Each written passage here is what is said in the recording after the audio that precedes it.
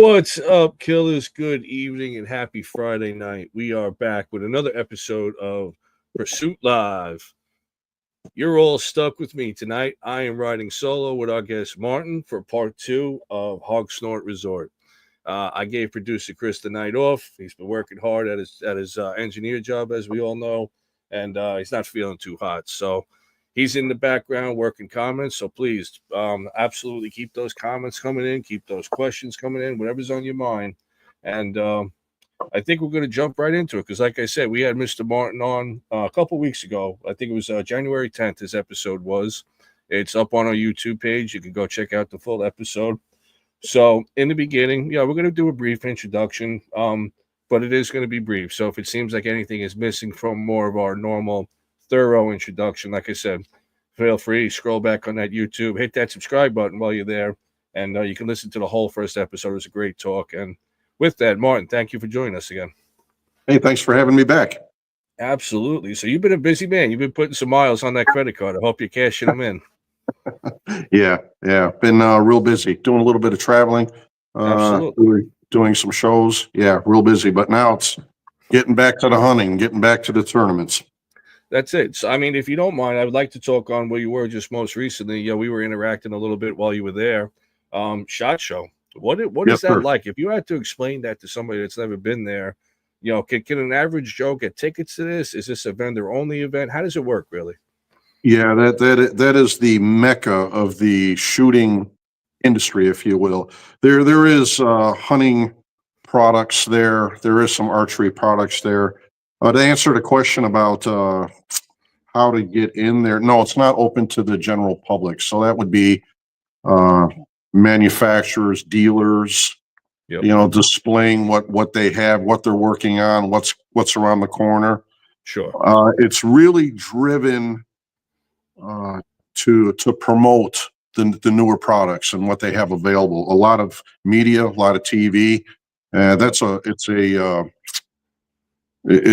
would say it's a global event. You have people from around the world that come to this, but all the players and even the new companies, that have developed new products, if they get out there and show their stuff. But yeah, it is the mecca of the shooting industry. Anything and everything that has to do with shooting and hunting. Yeah. Now, what do you think? How would you describe like the interactions between companies? Like, let's say a top tier company that's well established in the business, and let's say they're interacting or they come across a new company that's really just trying to, break ground in the industry. Is it really, do they support them? Do they kind of hold themselves at a higher level?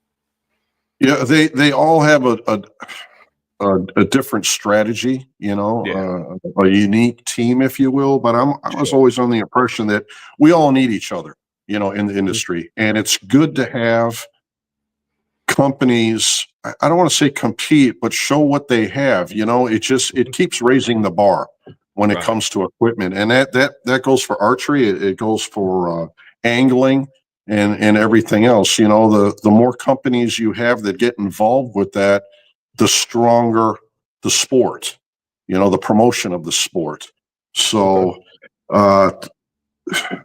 the strategies that all these companies bring and how they execute, how they display, some of them are very unique, even entertaining. But it's like I said, it's a top-notch event. The big players are there. You name it. Any of the big companies that we know in the industry, they're there. Showing what they have, and a lot of camaraderie. There's a lot of events, after-hour events that go on. There's a lot of shoulder rubbing, and a lot of deals are being made. There's a lot of behind-the-scenes stuff going on there, and you see a lot of the same faces. The people that stick with these companies, and not just sales, but people from the engineering side, that really know the technical side of the product. So there's a lot to learn, my first year, I've been there 3 years now with Leapers. They've been gracious enough to invite me out there to participate with their team. And the first time it was just overwhelming. I mean, literally walking that floor, that whole area, it would take you a couple, 2-3 days to actually go through every vendor, every every company that's out there. And it's, believe it or not, I need to use the map, the Yeah. the the app that they have on the phone, because you get turned around. It's just absolutely, it's mind-boggling how big it is. Yeah. It's We were huge, talking before the huge. show because we were at, Chris and I and a couple of the guys were at the Great American Outdoor Show, like we were talking about. Yes. And one of Mhm. the main exhibit halls is just the NRA gun hall.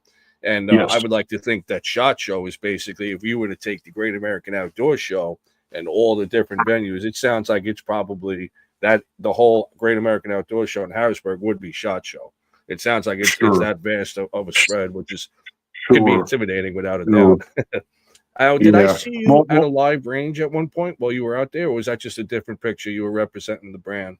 no, actually, again, my third year there with Leapers, and I'm part of the range team, the shooting team. Okay, So that's what I what thought. they have is the day before the event, which is, it starts on Tuesday and it wraps up on Friday, but on Monday they actually have a live event out in the desert at the range, and some of the companies bring their product out there, and you, as a part of the media or companies, that in itself, you need a pass to go to that. So just because you go to uh the event, range day is another event that's tied to it, but it's not one of the same.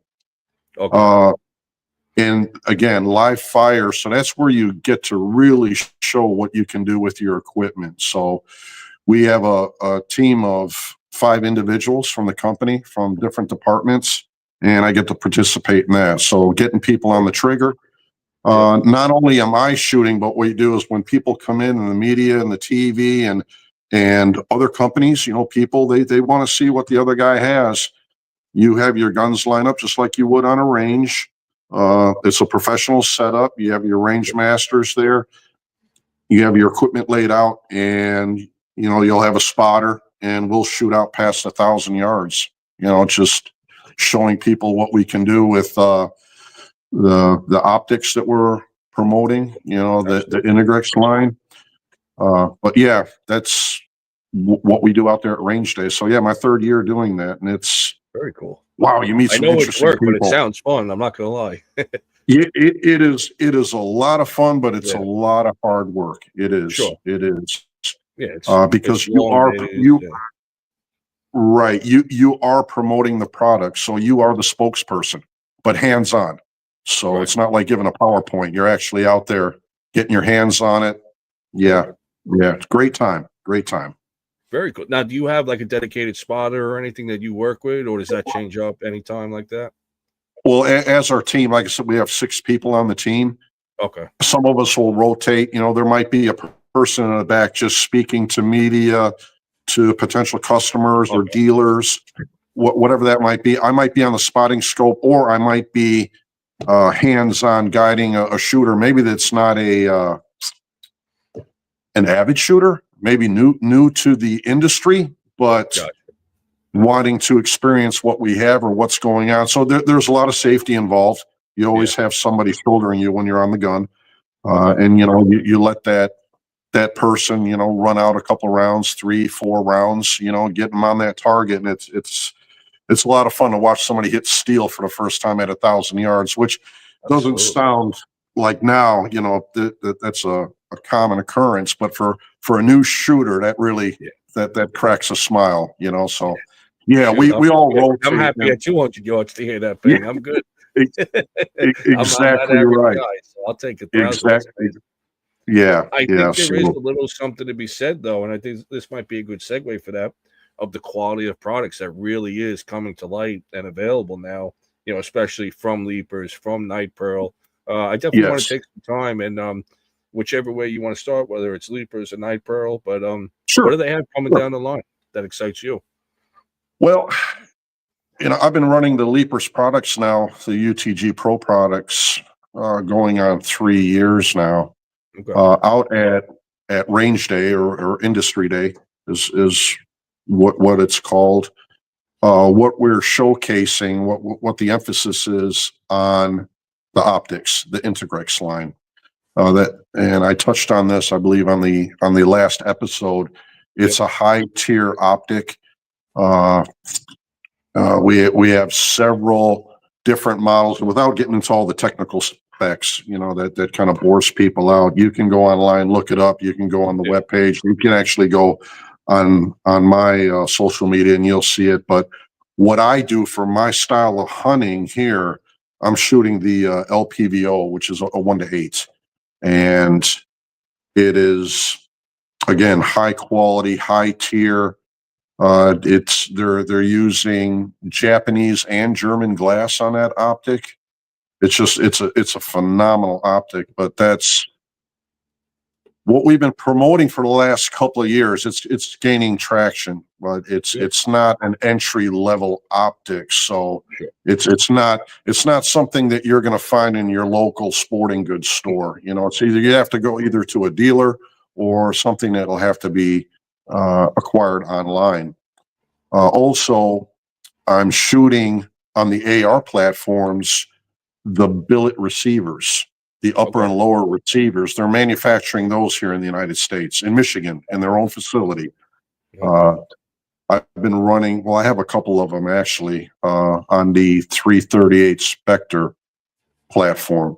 So that's something else that they've been working on for a while, but it actually is available as of last year. So that's something else that we were showcasing. Nice. So yeah. And obviously bipods and accessories for ARs, Leapers is just all into that now. And I touched on that last time. The facility up in Lavona, Michigan, that is in-house. That's manufactured here in the United States. Some scope companies, I'll try to keep this, I'll try to stay within the lines here. A lot of people aren't aware that when you purchase a scope, some of these scopes might be manufactured or labeled by company X, but they're actually assembled by another facility. Really? Under the rights of company X. Company X might not be actually manufacturing it, but they have their stamp on it, their logo. They have contracted another company to do the assembly. Leapers is not like that. Leapers actually has their own assembly facilities globally. Yeah. They're in Germany, they're in Taiwan, here in the United States, and there's more going on too that I can't get into right now. But yeah, it's just they're manufacturing some incredible accessories. Now I'm really starting to get into some of their bipods. We just recently released what's called a Goliath. I don't have the spec here in front of me, but it's a real stout aluminum bipod, but it's squatted. It's very wide. So it's almost like if you're on the floor doing push-ups and your shoulders, your arms are pushed out rather than a V formation. It's a super stable platform. So I've been running that, for a few months now. I actually had my hands on it back in July before it was released. So that bipod, I'm actually running that when I'm shooting off the roof of the truck across these fields when I'm doing this pasture work. So yeah, with Leapers, like I said, you go online, check out they're just so much that they have. Everything from red dots, all types of optics, highline, and also affordable optics. Something for the beginner shooter. There's plenty there also. Yes, sir. You're reading my mind tonight, because that's, again, we hit another perfect segue. I wanted to it honestly, in layman's terms, because even myself, I don't have a lot of rifle experience.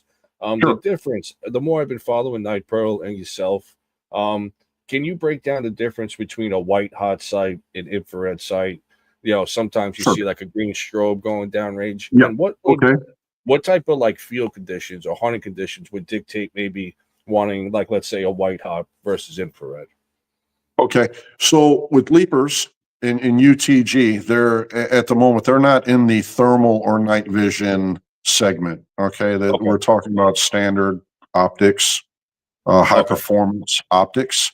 Night Pearl, we touched on. Night Pearl, we touched on. They do also manufacture your standard glass optics, but their forte is the thermal industry.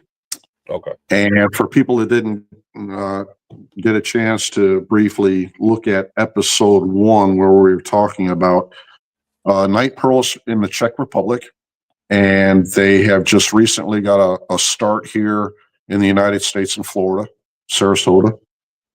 And that company comes with very high regards in Europe. They've been around, I know, for over 10 years. I may be corrected on this. I want to say about 15 years. And it's been a company that's gone already into the second generation. So it's in the family. Yep. Again, they have a very strong, solid reputation in Europe. They're here in the United States now, and I've been shooting for them for about 6-7 months now on their thermals. So that's, if anybody's looking at some of my thermal footage, that is through Night Pearl. Okay. And now to answer your question about white hots and red hots, what did you want me to really just break down the difference? Like if somebody was to look down like a white hot, what are they going to see roughly as opposed to a red hot? I know it sounds, but I want to, maybe somebody's out there that they just don't know. Sure. But I'm particularly interested in what field conditions would dictate maybe which optic would be better for a hunting scenario. Right. Okay. So we'll touch just briefly, the difference between night vision versus thermal. And again, I'm going to back up just a second. Yep. There is a plethora of information on YouTube, podcast, and these guys know this stuff like nobody's business. So I won't try to get into all of the technical info and all the numbers and all the ratings and everything, but to make it really simple, night vision, normally when you see night vision, somebody recording with night vision, that the screen may look green. Normally it's green. Okay. In night vision, you will need some type of light in the darkness. Now you're going to need either some starlight, maybe a little bit of moonlight. You will need some type of light. So if you were to be in a closet, if you will, and you have night vision, that will not work unless you have some type of a light source. Okay. So in a situation where most everybody that hunts with night vision, they have to have an IR illuminator, which is in itself like a flashlight, but it projects an IR beam, which to the naked eye, you do not see that if you're standing behind it. It's typically what you'll see if you're not supposed to look at it, obviously, but it will illuminate like a red chip is what you can see from a distance if you were to look at it. Let's say, I'm not saying you should do this, but if you were 50 feet away and somebody turned an IR light at you, you would see a red illuminated, I don't want to call it a beam of light, but something's glowing. That's your IR illuminator. With the IR illuminator, that gives you the light you can see with night vision. Okay. So night vision, again, I'm not going to get real technical here. It works extremely well if I'm hunting out in the pastures where I don't have any obstruction. And it's also limited as to how far that IR light is projected. So the better IR illuminator you have, the greater distance you can see. So there's a limit to how far you can see with night vision. Night vision, you can see all the patterns on the animal. So if I'm looking at a hog that has like a calico pattern, maybe some white dark spots on it, night vision, even though you see a green tint, green haze, you will see the dark colors, the lighter colors, you'll see the patterns. Gotcha. Okay. Again, now this is with no obstruction, no branches in the way, maybe the back of a field, something like that. Now, when we go into thermal is a heat signature. Okay. Yep. That heat signature, you do not see patterns. You don't see any difference in lighter or darker colors as you would with night vision. So thermal, again, is the heat signature. That I prefer to use most of the time when I'm hunting. The reason for that is because the vegetation is very thick, Right. and I can pick up heat signature through the foliage, through the branches. Yep. Now you talk about white hot and red hot and all these lava colors. That is really for the shooter. Really, Okay. there's pros and cons to all these colors, but really what it comes down to is what the shooter enjoys, what the hunter enjoys. Okay. One thing that I will bring up, that if somebody is really getting into it, or starting out to, looking at all of these thermal optics, and a company is advertising color palettes of like 15 different colors, I don't know. I think that's just a sales pitch. It has really nothing to do with the performance of the optic. It's just something, it's another color to add to your video, maybe that you use for social media. It really looks cool, these lava colors. But again, it's a heat signature. The one drawback to thermal for me, particularly if I'm going after a boar that has a unique color pattern, I will not be able to detect that. Understood. So if I were to have two hogs that came in the swamp, and I'm looking at this one that I've seen on camera, I've seen him a few times while it's, there's some light, and he might be calico. He might have a really cool pattern, color pattern, almost like a calico cat, if you will, really, really crazy looking, exotic looking. With the thermal, I can't see that. All I can see is the heat signature of the animal. Even though, what it looks like? It almost looks like, do you remember the old photos where somebody would take like a 35 millimeter camera and they shoot these pictures, and then you would get the negatives and you could look through the negatives? Yep. Yep. It's kind of what you're seeing, but you're not seeing any color pattern. It's only heat signature. Yep. No, you're explaining that well. We did have a Yeah. question come in. You might have answered it already. So the question was, and producer Chris is helping us out here, does Martin see any benefit to a specific thermal optic type on a specific weapon, or does that fall under shooter preference? That falls on the shooter, 100%. Yeah, you were kind of touching. Yeah. I made the mistake when I first started really getting into the night vision, into the thermal, and I really didn't have anybody to lean on. I would watch YouTube, and there's some really good guys out there, but there wasn't a lot of emphasis put on your style of hunting. Right.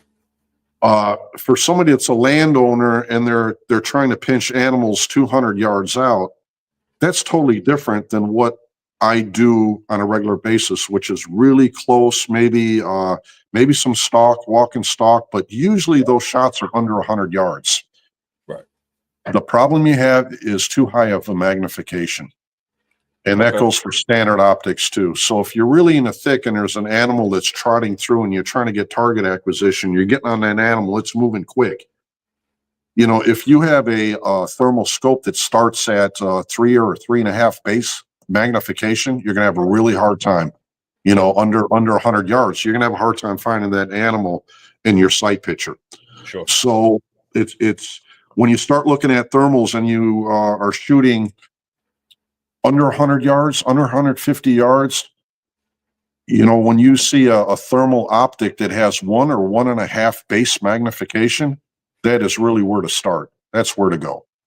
That right there, like I said, that could really help somebody out, in the next part of the season, or even now, it comes down to you got to do your homework, no matter what it is. You got to do your homework. Sure. My first night vision scope, I'm not going to say what manufacturer it was, but I didn't know a whole lot about it. And of course, I was hog hunting, stand hunting in condos, and I'd spend the whole night there, just really getting into it. And I bought a base power of 5. It's a 5x20 night vision. Wow. Even though it works extremely well, I had some of the hardest times getting on that boar hog that's trotting through at 35, 40 yards. I would just lose them in the brush. Yep. And it's just too much. It's too much magnification. But and then again, if I were to do it all over again, I wouldn't have bought that high of a base magnification. I would have tried to find something that was maximum 2.5, 3 power on the base, Okay. for night vision. But yeah, for my style, for the boar hunting that I like to do out here, it's 99% of the time it's a low power thermal, not night vision. Yeah. Interesting. Yeah. All right. Well, I appreciate you clearing up because, like I said, there's so many terms out there when it comes to the rifle world and the optic world. Sure. So it's Sure. good. We always like to like when we talk deer hunting, an episode if it Yeah. happens to be strictly for deer hunting. I always like to keep that first year hunter or that new hunter in mind, and I'm not afraid to ask the questions that maybe myself knows or a lot of people know. But it can be intimidating to either reach out to somebody or ask them, because you're worried that that's like a rookie question, but you're not born with this knowledge. You got to be taught it or you learn it along the way.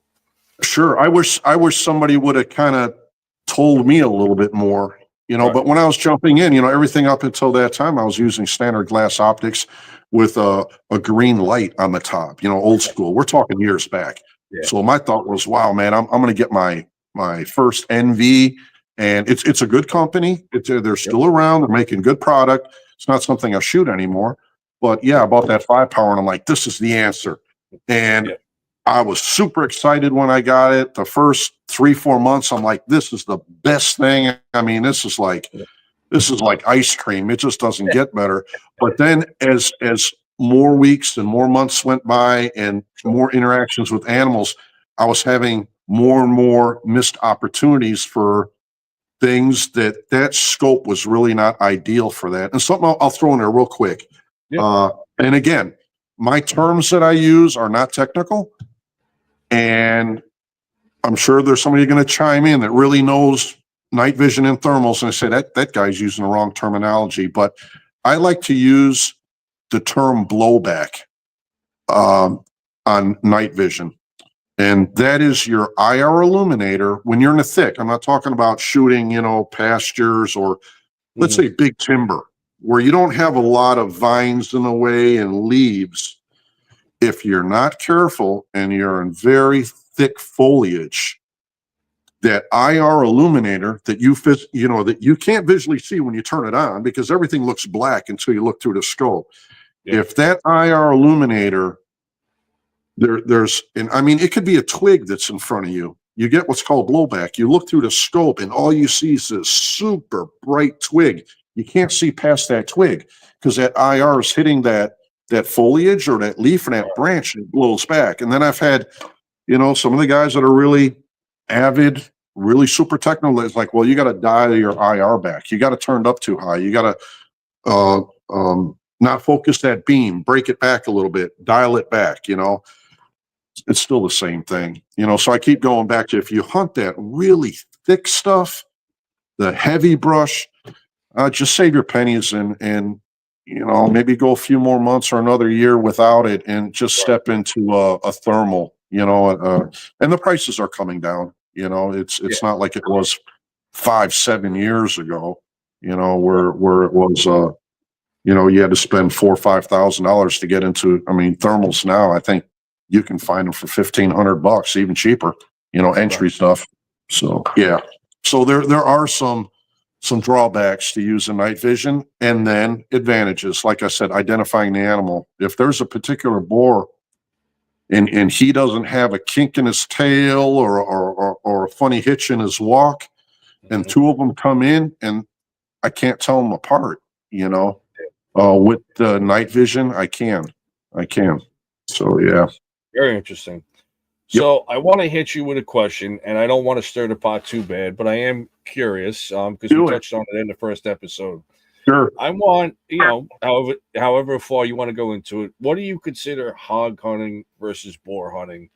And what do you think maybe the biggest misconception is in the industry, if there's a term being used maybe the wrong way, in your opinion? Yeah. Hog hunting and boar hunting, pig hunting, hog hunting. I love the hog hunt, I love the pig hunt. But when I say my drive is to boar hunting, I pass up on a lot of hogs when I'm going after a particular boar. It's a little bit different style of hunting. And I would almost compare it to, if I don't want to say you're a trophy deer hunter, but you know that if you have that buck, that trophy buck that's been on this property, on this farm for, let's say, 3 years, and you've been watching him, and then deer season comes in, and you have the opportunity to not only harvest that animal, but maybe interact. I don't know, watch him, study him.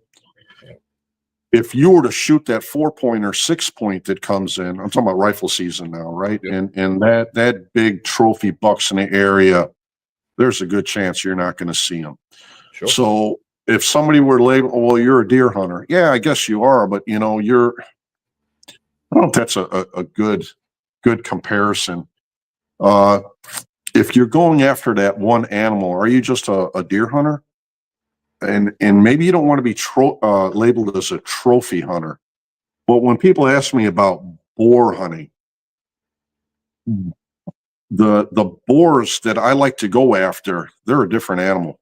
They act differently. They're built differently. They tend to hang around in the area where the sounders are at, but it's a wily animal. It's just another level. They're much harder to hunt. They're very hard to pattern, very unpredictable. Okay. You might see that animal. If a good example is, there's one that I've been chasing. I've been watching for about 6-7 months now. I think we talked about it in the last podcast. Yep. I'm getting really close to getting on top of this guy. I got a tournament coming up here next week, and I'm really hoping that he slips up. But I know that when he shows up on camera, he's there maybe 3 nights in a row. Usually within about 6 hours, it kind of progresses. And then on the 3rd day, he just goes underground. He's gone for 5 days, 7 days, maybe even 2 weeks. But when he shows up, I've got 3 nights to get on this guy. And unfortunately, he just showed up 2 nights ago. Three nights in a row, and I've been patterning him, and I got this tournament coming up, so I'm hoping that he surfaces again in the next 5 days. So we talk about boar hunting. When I'm in there and I'm hunting, and if I have a sounder come in and there's a 200-pound boar, maybe a couple of other hogs in that sounder, I'm probably not going to shoot. And that goes against the grain of people that are hog hunters. They're like, man, we got to take out every hog that's out there. I get that. Sure. But if you're a boar hunter, there are certain techniques that you have to stay within the lines. You can't just shoot every hog you see out there. You're not going to get on him. He's too smart. He's in the perimeter. He's watching. He's smelling. It's like that buck, those does come into that field, and there might be a couple other bucks. Usually that big guy, you might see him on the edge of that field back there, and he's not coming out in that field unless, one of the does are in heat, or maybe if you're lucky. I mean, there are no absolutes. We talked about that. He might come strolling, trotting through there, showing his stuff. But 9 times out of 10, if you make a move when the other animals are there, he's going to pin you, and he's going to be out. So going back to what I consider a boar hunter, or what I like to label myself is, I'm going after a particular animal, particular male hog. And if you were to age them, they're over 4 years old, 3.5, 4, 5 years old. They start morphing. They start changing. Their body structure changes. They start developing the plates. They're actually not plates, but it's built up cartilage, over the shoulders, halfway down the ribs, on both sides. Yeah, they just tank up. It's super, super hard. It's almost like leather. If you were to open one up, it looks white. It looks like fat, but it has the consistency of leather. Really hard to cut through. And I've seen it go inch and a half, inch and 3/4 thick. It's massive. Yeah. Now, what does that do for an archery hunter? Let's say if you have somebody. Well, let me. Yeah. Let me. Are you happy with your answer for that topic? Because we're going to roll into Hogstone after this. If you're good to go. With Yeah. that. Okay. For archery hunters, I've like seen guys. Archery, I know. Without us going into the heavy arrow, fixed blade, mechanical blade, and all that. Hearing what I'm hearing right now, you better have your equipment dialed to penetrate something like that. Most of the guys that are productive that do that and shoot the bigger boars with archery. Yeah. If it's a big boar like that, they're not going to hit him in the shoulder. They're going to slip it quartering in, right behind the ribs and run that arrow up into the vitals, or possibly in the front, forward of the shoulder, quartering in. Right. Yes, I have seen a few where a guy drives one in and it penetrates through the shield, but it might only go in, an inch, couple inches, and the animal will transpire. But if it's a really old boar, no, you'll actually see more mishaps from that than you'll see success for sure. Yeah, absolutely. Yeah.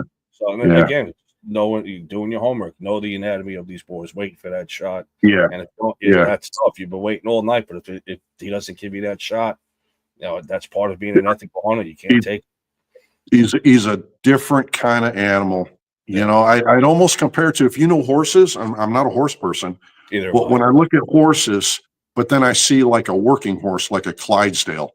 Okay. If you ever been up to one of those, you're talking about, if you put them side by side, sure, there's just a difference there. You get your hands on one, you'll know. Chris is like the show pony, and I'm like the Clydesdale. All the work. There you go. There you go. Gotcha, Chris. I'm sure that's behind the sines. Yeah. All right. I would love to take the rest of this segment here and dedicate it to Hogsnort specifically. Okay. Like we were mentioning earlier, some of the hunting methods that you use with the client specifically, whether that's, are you stalking? Do you use dogs at all? Is this a baiting scenario if you're allowed in different states? Really? Or do you ask the client what they want to do?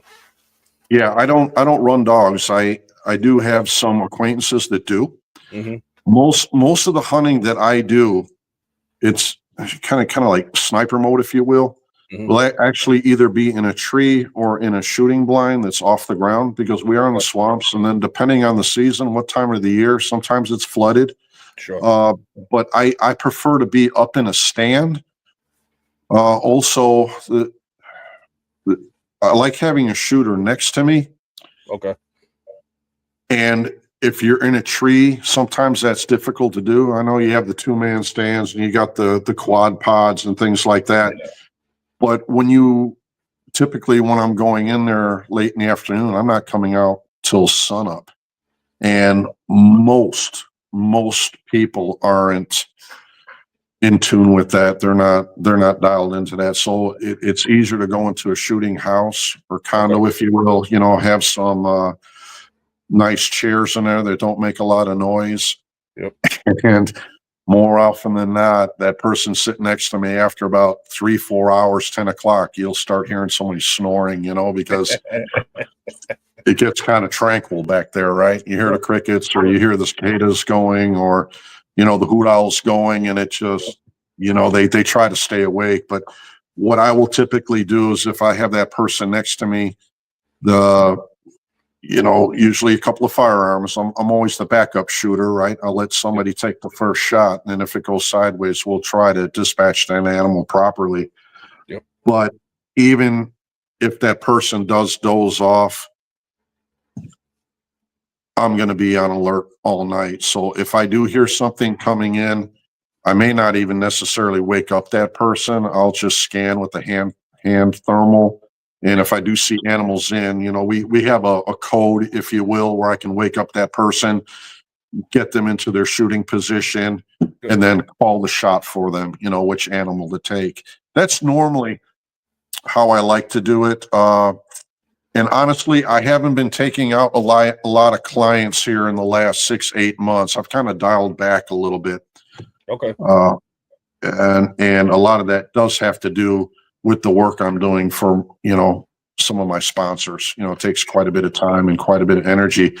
So the time that I do have, like now, I do eradication for these landowners. That takes up quite a bit of time too. It's kind of off the cuff on top of Yeah. what I do full time. So it's kind of a balancing act. So I still do take people out several times a year, but more often than not, they're either business acquaintances or friends of friends. Yeah. You know, there are a lot of hunting guides out there, and I've got a list as long as my arm. If somebody really wants to go out there and hammer on some hogs and they want to get meat in the freezer or meat in the cooler, there are plenty out there, especially out in Texas, up in the Carolinas, that you go up there and you can fill up a cooler. You know, three of you go out there and load up. That's really not my forte. You know, a little bit different. Walk and stalk, we can do that during the day too, depending on the time of year. That has a lot to do with it.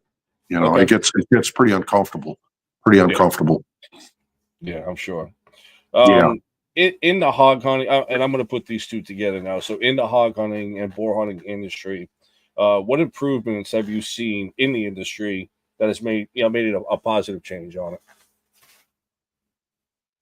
Definitely the optics, for sure. That is. As a matter of fact, I was with my wife the other day, and we were walking through one of these huge stores, like Sam's, and I was blown away by the prices of like TVs. That's a good comparison. Yeah. 8 years ago, a big screen, over $1,000. Now you're walking around, you can get the same TV with better, higher pixels, whatever, for almost a third of what you paid 8 years ago. It's crazy. And we have them everywhere. Yeah. And the thermal industry, even though it's not cheap, their prices are really starting to come down on some of the, I don't want to call it entry level because it is expensive, but not like it was even 5 years ago. So every year, newer stuff comes out. I don't want to say necessarily higher quality, but now the big thing is the laser rangefinders. Now they're getting incorporated on all these scopes. 3-4 years ago, that wasn't even out there. On the thermals or even on the night vision. Now it's almost like mainstay. Everybody is doing that. So when you talk about advancements and what I've seen, that's one thing that really stands out. And of course, in the shooting industry, every year somebody is coming out with something else or trying to do better than the next guy. So it just keeps getting better and better. Well, there's a flip side to that coin. That's a two-sided question. What can the hog hunting industry / boar hunters, together you think improve on to improve the image or to improve the hunting experience or the optics to others? That's a good question. And I don't have a cut and dry answer for that because I know so many people that do it. And I'll be honest with you, some of them aren't great advocates of the sport. They kind of get a bad rap, maybe on their style of what they like to do. So for me, in the way I promote what I do, it's more than just the boar hunting, but the lifestyle. I think we might have touched on this before. And if I'm sitting with a group of guys around the fire pit, and a couple of guys there are avid bow hunters, they're archery, we got something to talk about. You know what I mean? There's a connection there. And being an advocate in the hunting industry, I don't think you have to lock yourself down on just being a hog hunter, a boar hunter, just a hunter in general. And I think one of the strongest,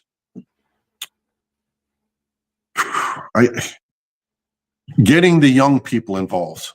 That's it. That right there, to me, I think we touched on this before. Being an advocate to the hunting industry and getting young folks involved in it, that's where it's at. To perpetuate the sport and have the right image. and it's not necessarily harvesting an animal. It's just getting out in the woods, smell the different trees, what's bleeding, what sap is coming down, what nuts are coming down, smell the grass, the weeds, whatever that might be, the fireweed, the sour grass, all these different smells and everything, and having a young adult follow that path, that's to me, being an advocate of the hunting industry, that's where it's at. The boar hunting, man, I'd rather do that than anything else. But first and foremost would be being the promoter, the advocate in the shooting industry for sure. And I think that's how I made the connection with some of my sponsors. It wasn't just necessarily that I'm a boar hunter, but an advocate in the shooting industry. Being with the right people, promoting properly, being professional, having a good time, not taking it too serious. But there's so many naysayers out there and people trying to, put speed bumps in your path, the anti-hunters and people that aren't necessarily that's why in more than favor ever, of your lifestyle. We need to be together. We need to be in unison. And you actually worded that pretty well, to give you credit. Doesn't matter, and I'll throw a little tagline in there. It doesn't matter what your pursuit is. If you're out there, you're doing it the right way, you're doing it ethically, and you're promoting it in a positive way. That's honestly the premise behind this show, Pursuit Live. Again, do we lean towards deer hunting? Sure, but we've had fishermen on, we've had men, women, people across the whole nation. It's all about honestly just keeping the outdoor spirit, those campfire talks alive. And the one thing I always come back saying is, if there's a world where there's no hunting or fishing in it, I don't want to be a part of it. And I hate for that to even be a thought remotely for our future.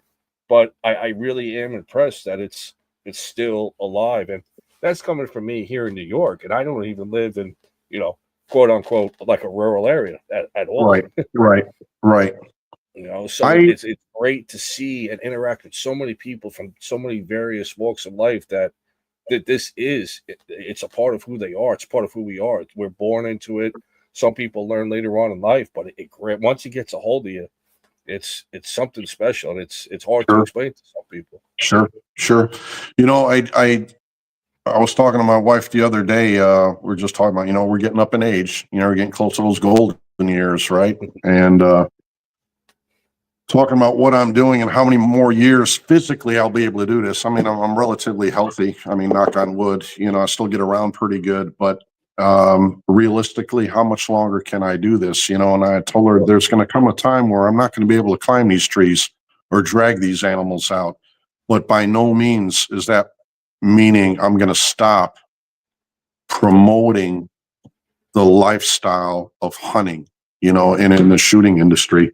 And I've been thinking about that quite a bit. Something I probably would like to get involved with, or I'm sure I will. And I'm not ready to do it right now, but get intimately involved with some type of youth programs, camps, if you will, that cater to kids getting out there, through certain entities, organizations, kind of like summer camps, but it would be more like a fall camp, for some young boy or girl, that maybe does not have access to doing that, but getting involved with that and being able to bring that forward, Absolutely. It's I don't, at that point in my life, or if I come to that junction here in the next few years, I think that would be the next step for me, not necessarily always being behind the trigger, but bringing up the next generation into the sport. Haven't quite figured out how I can do that and promote that, and not be a waste of somebody else's time or my time. It's going to take some legwork to do that. I said it in the first episode. You have so much passion for this, and that's why you like, we just sit back and listen to everything you have to say, because the passion comes out every time you speak on the topic, and that's all you need to. I'll put it this way: if the outdoors and hunting and fishing can do everything from help our vets that are returning home cope with, getting back into the realm of, the everyday life. Maybe it's a program like Wounded Warriors in Action. Maybe it's a program like Inner City Kids that literally putting a fishing pole in their hand kept them or put Right. them on a different path in life, or Sure. whatever it may be. There's something to that. We're not making this up, because you hear these stories all the time or you read a little editorial. Thank you so much to that program for taking me out fishing that day. It literally saved my life. Or Right. the endless and countless stories with our veterans for whatever programs. We work with Wounded Warriors in Action. We love working with them. Chris is a former Army. We have 2 other guys on the team that are LEOs. So we're all about supporting whenever we can. But there's something Right. to it. We're not making it up. There's something deep rooted in it that you can't explain until you try it. Sure. So Sure. it's very, we joke about it. Oh, it's being up in the trees like our therapy. There's times we take it lighthearted, but it's true. It's that Sure. reset button, that whatever it is, it's whether it's on the boat, in the tree, in the swamps, going after your hogzilla, whatever it may be, it's Right. out there. You got to Right. find it. Right. And unfortunately, there are quite a few groups out there that put on events, but it's not going in the right direction. It's really, it's a farce. I hate to say that, but there are quite a few, and I got involved with a couple and I regretted it, but found out it was just all about presentation and putting themselves up on a podium, about how much product they can get donated, to the cause. And oh man, I've seen several of these programs just go sideways, and a couple that I got involved with. And like I said, I did my part, but I ceased contributing. Yeah. And There's a lot of it's smoke and mirrors with some of these companies, and they do it professionally. And it's hard to see through it until you live it. Right. Unfortunately. Right. So Yeah.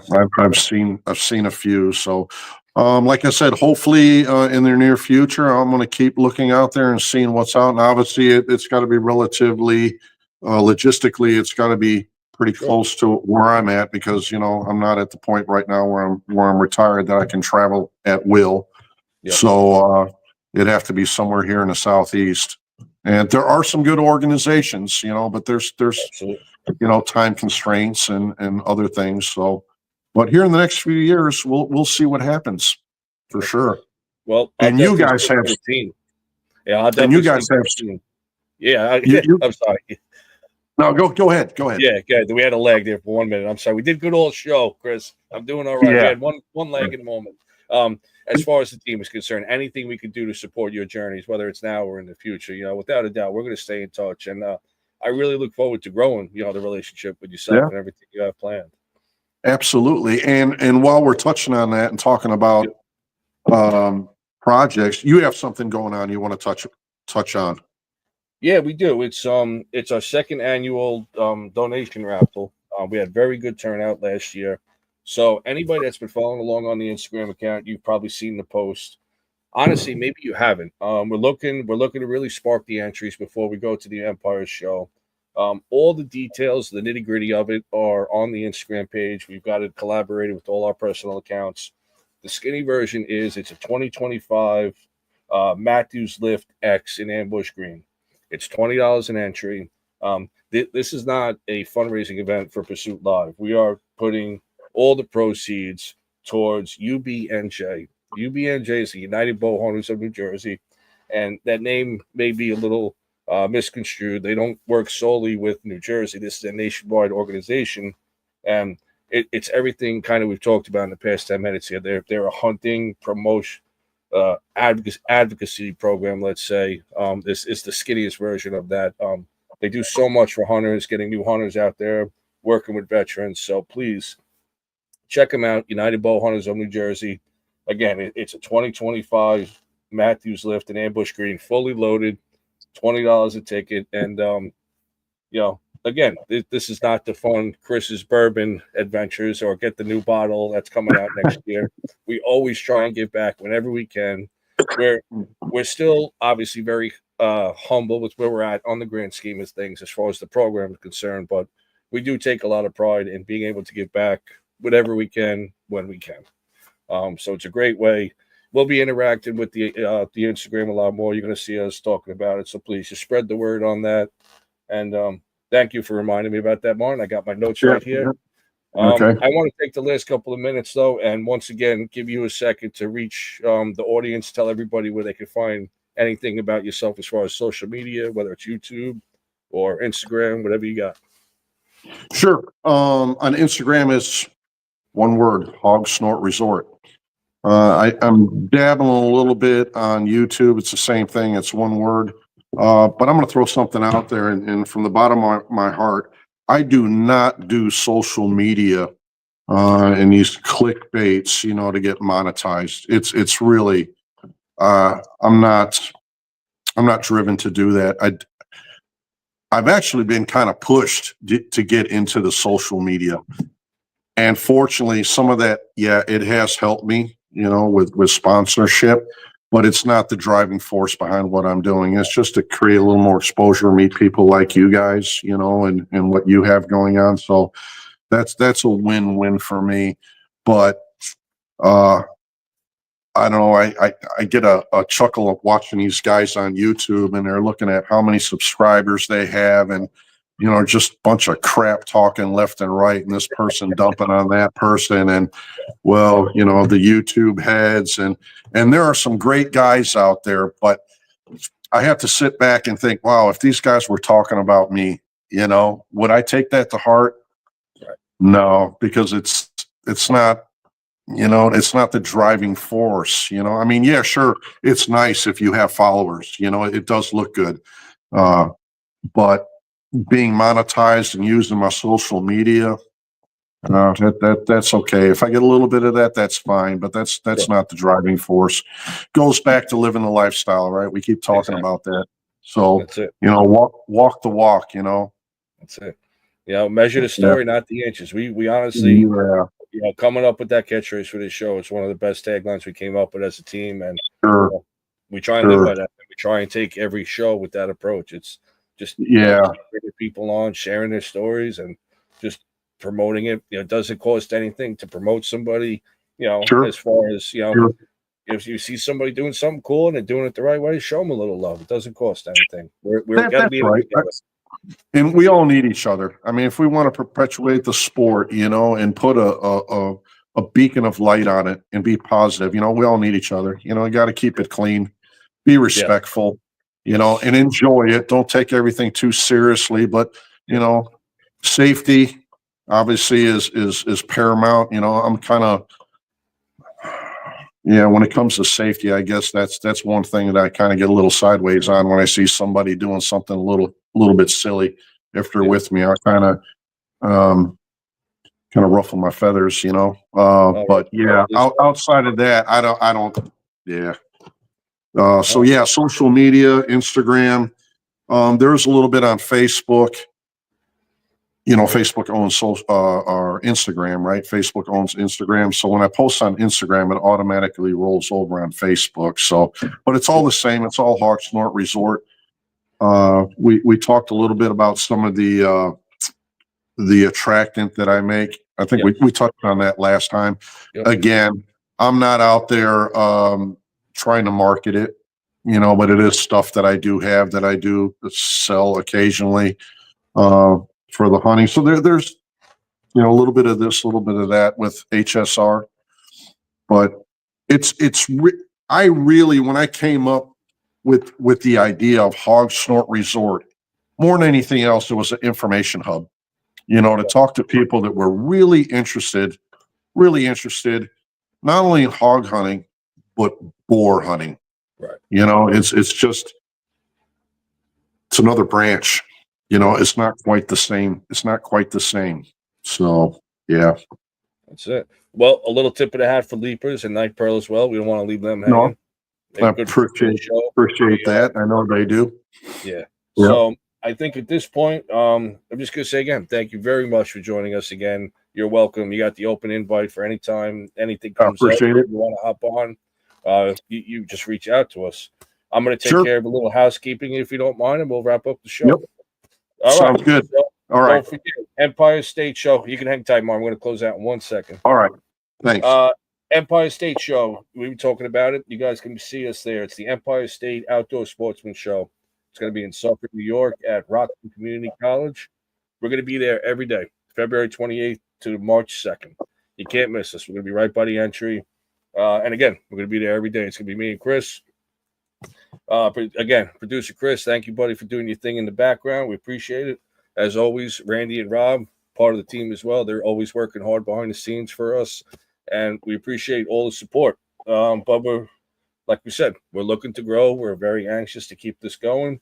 So the Instagram account, if you don't know it, at Pursuit Live Official, and the YouTube, if you're joining it from YouTube, you already know it, but it's at Pursuit, capital L, capital I, capital V, capital E. So it's at Pursuit Live. In the future, be aware we're going to be pushing more towards the YouTube platform, whether it be the live shows, the comments, the questions. But we'll give all our Instagram viewers a grace period. But sooner than later, head on over to that YouTube page and check it out.